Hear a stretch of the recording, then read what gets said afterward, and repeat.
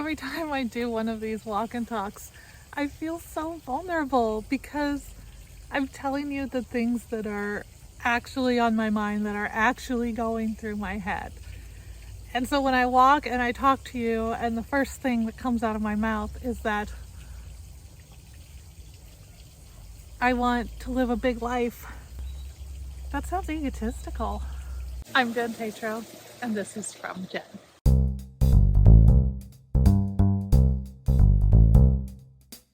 I am at Descanso Gardens today for another walk and talk. And the reason that I came here specifically is because it's Camellia season, and they have a whole area of camellias called the Camellia Forest. And I'm really excited to walk through here while the camellias are in bloom. It is actually pretty busy here today, probably because the camellias are in bloom. So we'll see how much talking I'm able to do, but we're going to try it. Descanso Gardens is known for their Camellia forest, and it is breathtaking, all in bloom right now.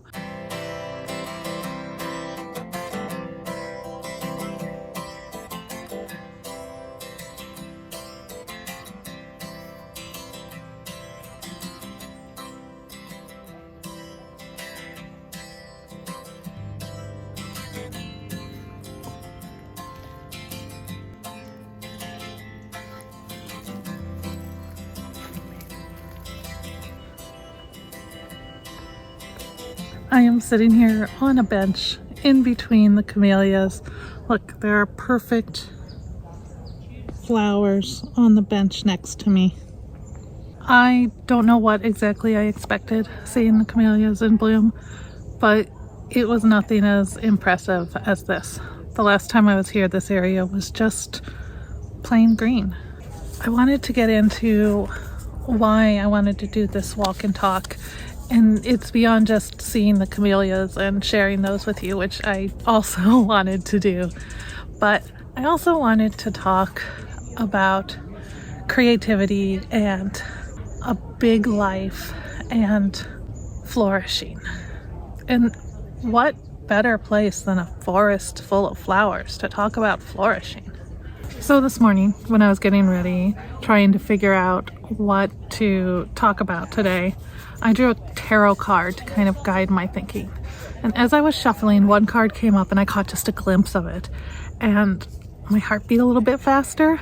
I was like, ooh, that one's beautiful. I want that one. And I am not a tarot expert, so for me, it's just like, what is on the picture and is that calling to me?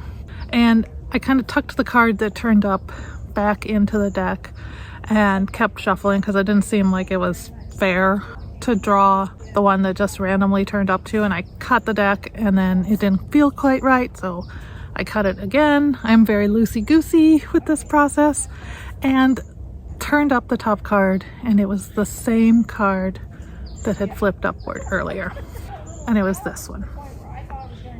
And I want to show you this card because look at how delighted she looks with her power. Look at all of the other lights that are flocking around her. Look at how confident she is. This is the Queen of Wands, and I love this card. I love this card. It speaks to me right in this moment. I'm going to try to walk a little bit as I continue talking to you. We'll try to keep pretty camellias in the background. I see another bench over here, so maybe we'll go to that bench and sit there. One thing I love, love, love about these gardens is that there are benches every 20 or 30 feet, so it is very easy to wander and sit and enjoy. Oh my gosh, look at this. I feel like I'm in an Alice in Wonderland world. Just every tree around me has flowers in it, and not little ones, big poofy flowers. Look, come look at this bench I'm about to sit at. I don't know if those flowers have landed there or someone has put them there, but I feel like I'm sitting down on a throne, flower throne. So I was reading the description in the book of the Queen of Wands, and this struck me. It says, don't be afraid to be the center of attention. And for God's sake, stop acting small in order to make those around you feel more comfortable. I don't know when I became a person who started acting small to make other people feel more comfortable, but I definitely did. At some point, it became my mission in life to never make anyone else feel uncomfortable. Because there have been points in my life where I felt uncomfortable and unnecessary and not listened to and invisible. And I never, ever want to make anyone else feel that way. But you know, that's not worth it when it becomes at the expense of yourself, because then no one ever knows you. No one ever can be fully comfortable with you, and you can never be fully comfortable with anyone else, because you have hidden who you are. Oh, the light's really pretty here. I love it. It looks like I'm just past the peak for some of these camellias and just before the peak for other ones. So maybe I'll come back next week and see what's in bloom then. But gosh, I had no idea. I had no idea that this kind of beauty existed here. I keep wanting to make a metaphor about the camellia blooms and how absolutely showy they are. Because, oh my gosh, that was probably not a good indicator. But believe me, they put on a show, especially compared to all of the little fruit blossoms you usually see, the little tiny ones you usually see in the early season. These are June blossoms. These are big and showy and flamboyant. On the YouTube community page for this channel the other day, I floated several ideas for taglines for the channel as it grows and changes. And I feel like I've settled into this combination of talking about trauma and trauma recovery, whilst also focusing on positives in life and celebrating triumphs and reaching for creativity, reaching for thriving. And because of that, one of the taglines that I floated was big life after trauma. And maybe that's why I was so drawn to that Queen of Wands figure today. Because she is clearly living big and unafraid. And I want that. But I'm not going to lie to you, I am always afraid. Always, always, always afraid. Except I'm not afraid to admit that, because I think a lot of us live that way. A lot of us live with anxiety and fear. Fear of showing who we truly are because we'll be rejected. Fear that if we try our hardest, if we do the big things, it still won't be enough. That we'll be laughed at. That if we try to reach our full potential, we will discover that our full potential isn't what we'd hoped it would be.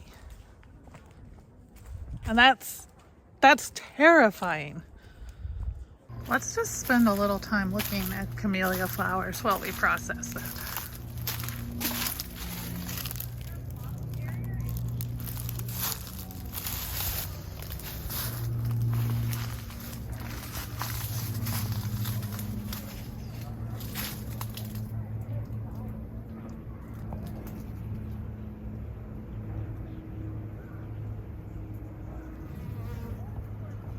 They are everywhere you look and all over the ground in shades of white and pink and red.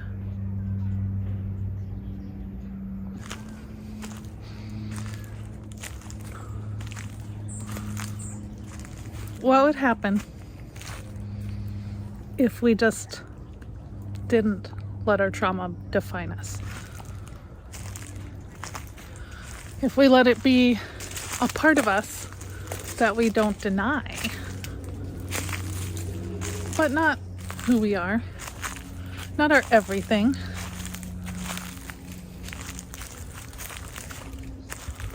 What if we allowed our lives to be big?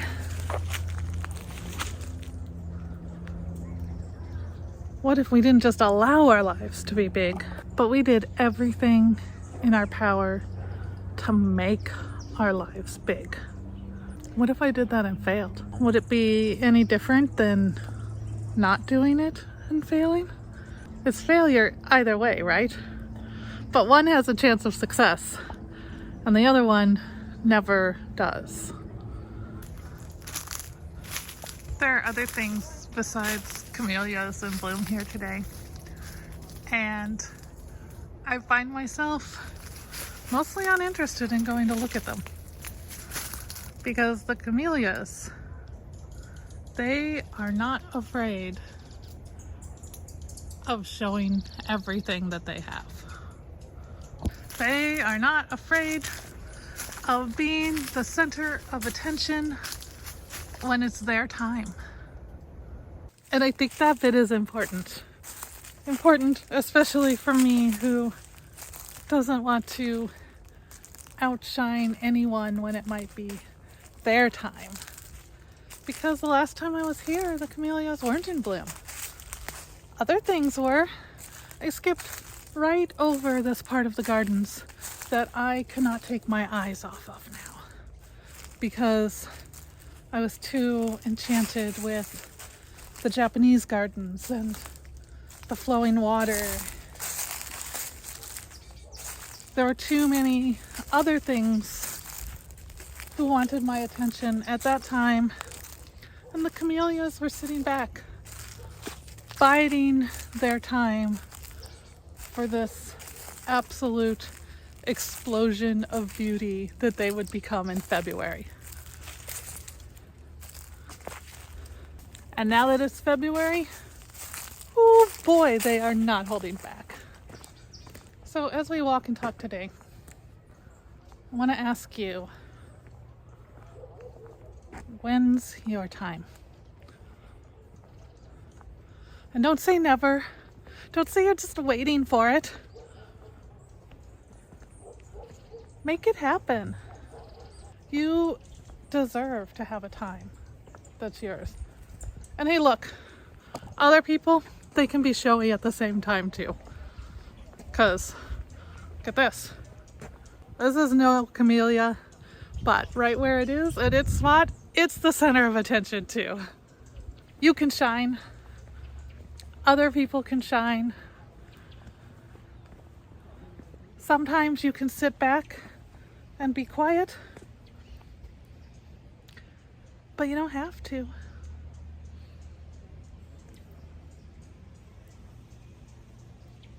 It smells amazing here. It smells so good. I see another bench and I see another heart on the ground. It's just past Valentine's Day. Everyone seems to be making hearts.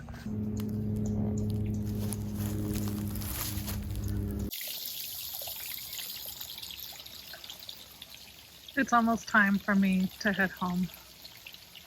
I have a package that I'm waiting for. I don't want to miss FedEx. But I also don't want to leave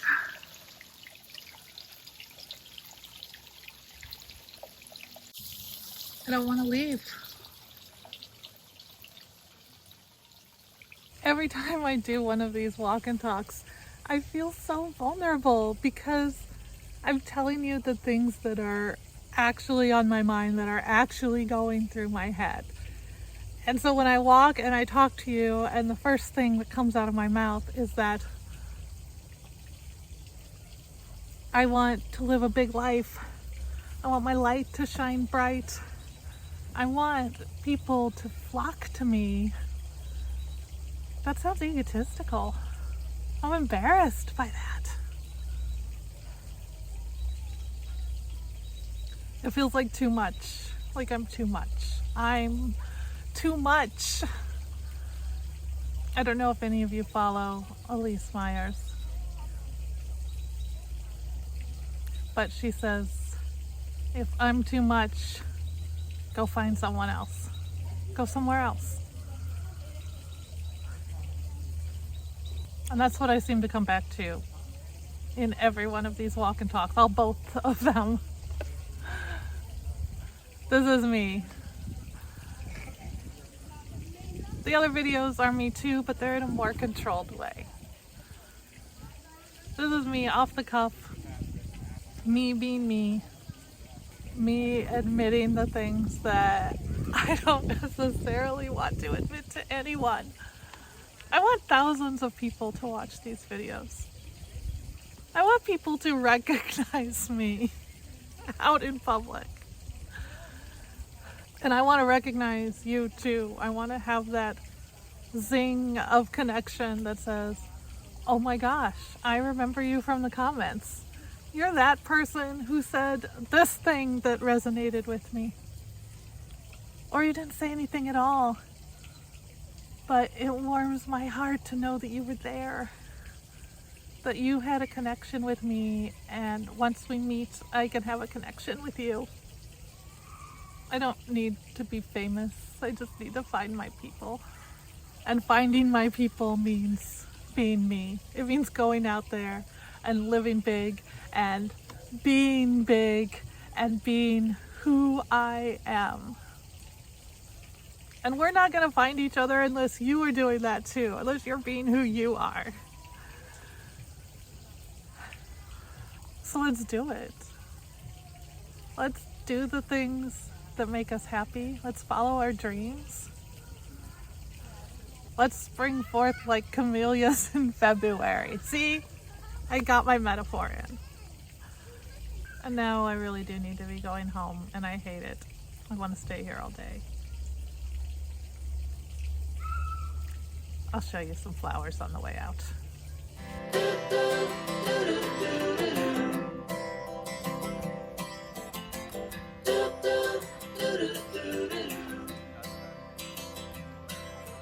Walk me in the morning sun, tell me I'm a lucky one. I'm riding on the wave of an ocean that I could be brave. Is there anything good on the radio? Turn it up loud and let me know how it used to be before anyone heard of you and me.